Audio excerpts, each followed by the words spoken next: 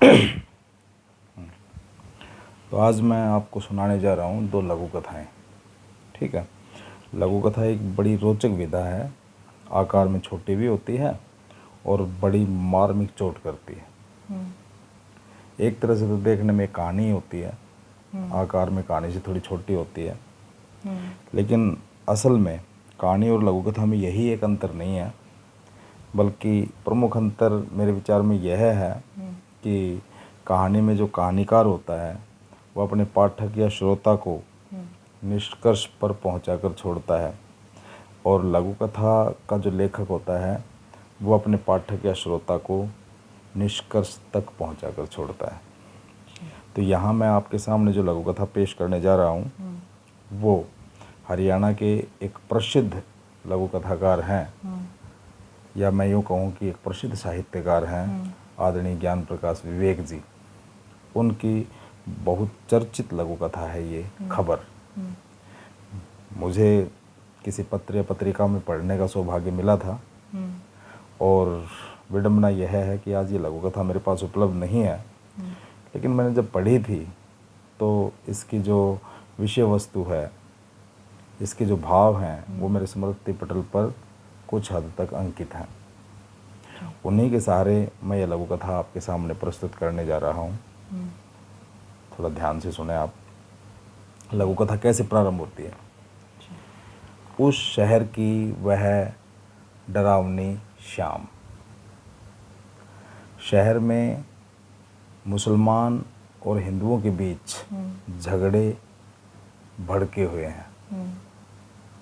शहर में जगह जगह भारी पुलिस बल तैनात है। उसी शहर में एक गली के एक तरफ एक दो मंजिला मकान में ऊपर वाली मंजिल पर कमला रहती है, और उस गली के दूसरी तरफ एक और 2 मंजिला मकान की ऊपर वाली मंजिल पर सलमा रहती है। अच्छा। देर शाम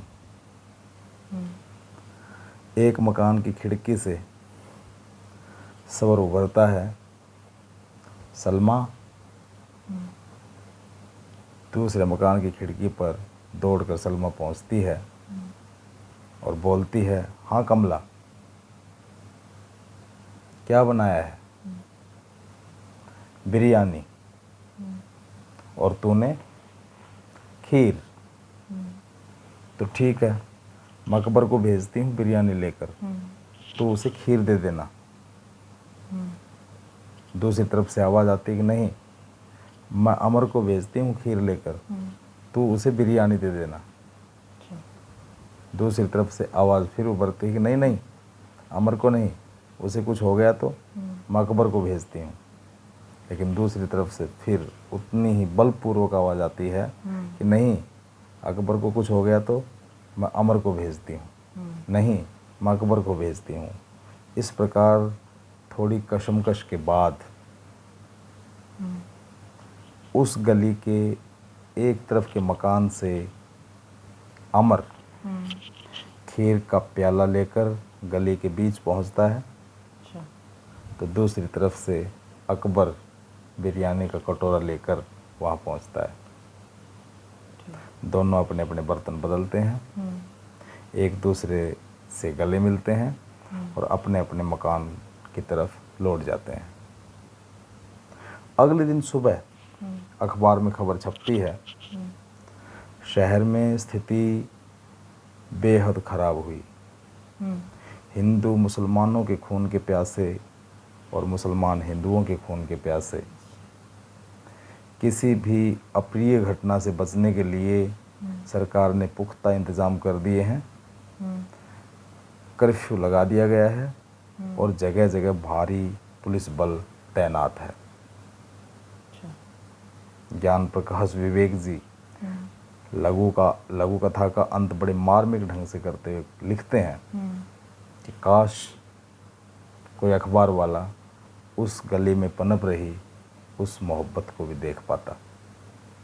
तो ये तो आदरणीय ज्ञान प्रकाश विवेक जी की बड़ी मार्मिक और वर्तमान परिदृश्य पर बिल्कुल खरी उतरने वाली वर्तमान समय को देखते हुए बड़ी प्रासंगिक जो लघु कथा है वो थी। अब मैं मेरी भी एक लघु कथा आपके सामने प्रस्तुत करता हूँ, तो सुनिए। उस मकान का डाइनिंग हॉल की मेज़ पर सजे हुए विभिन्न प्रकार के सुगंधित और स्वादिष्ट व्यंजन, और उस मेज़ के एक तरफ की कुर्सी पर बैठी हुई वह उस घर की मालकिन बुढ़िया। तभी दौड़कर उसका पोता डाइनिंग हॉल में पहुंचता है और अपनी दादी माँ की गोद में जाकर बैठ जाता है। कुछ देर बाद उसका बेटा वहाँ पहुँचता है और एक और की कुर्सी पर स्थान ग्रहण करता है। तभी किचन से उसकी पुत्र वधू वहाँ पहुँचती है और सभी को खाना परोसने लगती है। तभी पोता अनायास रिमोट उठाकर दीवार पर लगा टीवी उसे ऑन कर देता है और टीवी पर अनायास एक खबर उभरती है कि कल तीर्थ यात्रियों से भरी हुई एक बस एक पेड़ से टकराई। एकाएक बुढ़िया की नज़र उस खबर पर ठहर जाती है। वास्तव में कल ये बुढ़िया उसी बस में सवार थी। खबर आगे बढ़ती है कि बस में सवार 50 यात्रियों में से 20 बेहद जख्मी हो गए हैं, अस्पताल में उनका इलाज चल रहा है, और 20 की हादसे में दर्दनाक मौत हो गई है।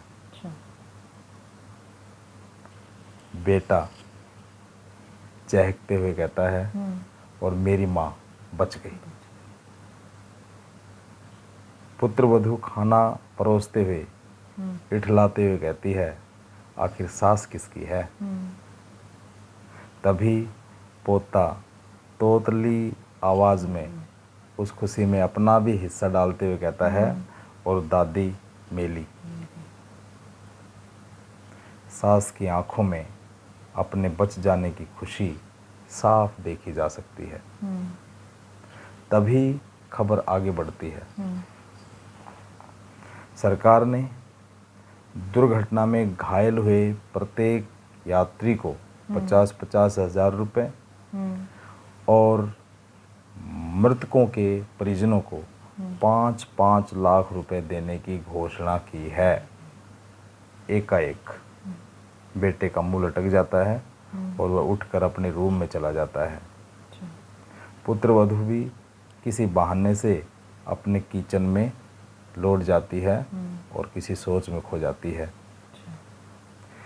पोता अनायास टीवी का चैनल चेंज कर देता है और अपनी रुचि का कार्यक्रम देखने लगता है।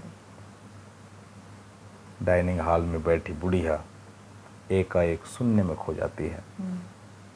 उसकी आंखों में अब बच जाने की खुशी के स्थान पर पश्चाताप उभर आया था।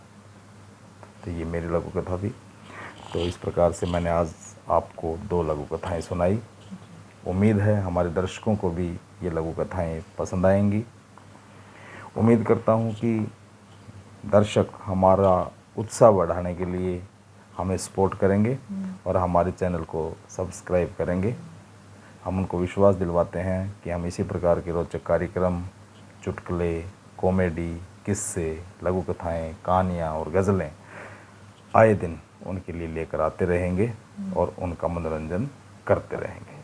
धन्यवाद।